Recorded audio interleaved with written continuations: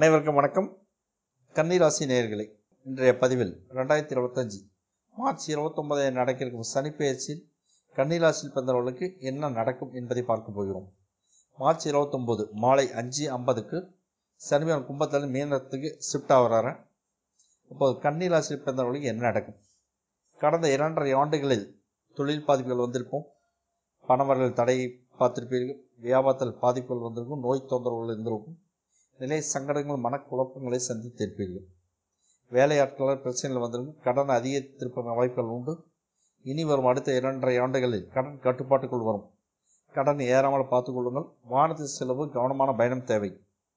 இதுவரைக்கும் சேர்த்து வைத்த பணம் செலவாக இருக்கிற வாய்ப்புகள் உண்டு.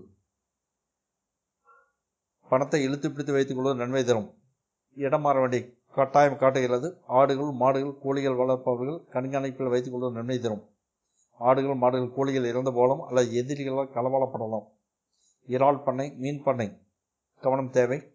உங்களுக்கு தெரியாமல் சமுத்திரங்களுடைய பெயரை கெடுப்பதற்கான வாய்ப்புகள் உண்டு. உங்களை பற்றி ஏதாவது வதந்தியை கிளப்பிவிட்டு விடுவார்கள். யாரையுமே நம்பாதீர்கள். யாரிடம் பேசும்போதும் கவனமாக எச்சரிக்கையாக பேசுங்கள். ஊரில் பெயரை கெடுத்து வைத்து விடுவார்கள். மற்றபடி கடந்த காலத்தில் இந்த தொழில் பிரச்சனை வியாபார பிரச்சனை வரும் 2.5 ஆண்டுகளில் பெரிய அளவில் பாதிப்பு இருக்காது, நல்லபடியாக போய்கொண்டிருக்கும். ஆனால் பணம் வரவு செலவு ஏற்றத்தாழ்வுகள் இருக்கும். தொழில் லாபம் மீடியமாக இருக்கும். அதிகமான வெளியூர் வெளிநாடு வெளி மாநிலம் பயணங்கள் அதிகமாக இருக்கும். அலைச்சல் மிக அதிகமாக இருக்கும். போலீஸ் ஸ்டேஷன் கோர்ட் கேஸ் போக வேண்டிய சூழ்நிலை வரும். அதற்கான வாய்ப்புகள் உண்டு. முடிந்தவரை கோர்ட் கேஸ் போலீஸ் ஸ்டேஷன் விவகாரங்களை தவிர்ப்பது நல்லது.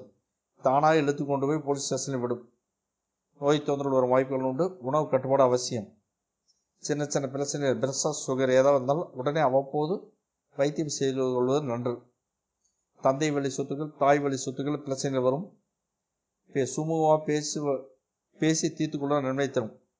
மற்றபடி வீட்டில் சுபகாரிய நிலையை நடக்கும். எல்லாம் கொஞ்சம் டென்ஷனில் தான் நடக்கும். குழந்தை பாக்கியம் கைகூடி வரும். குழந்தைகள் நல்லபடியாக பிறக்கும். தொழில் டென்ஷன் என்பது தவிர்க்க முடியாதது. குலதெய்வம் கோயிலுக்கு போயிட்டு வாங்க, பதட்டம் குறையும். நீண்ட நாட்களாக நீங்கள் விற்க ஆசைப்பட்ட சொத்து அடுத்த சில மாதங்களில் விற்றுவிடும் வாய்ப்புகள் உண்டு.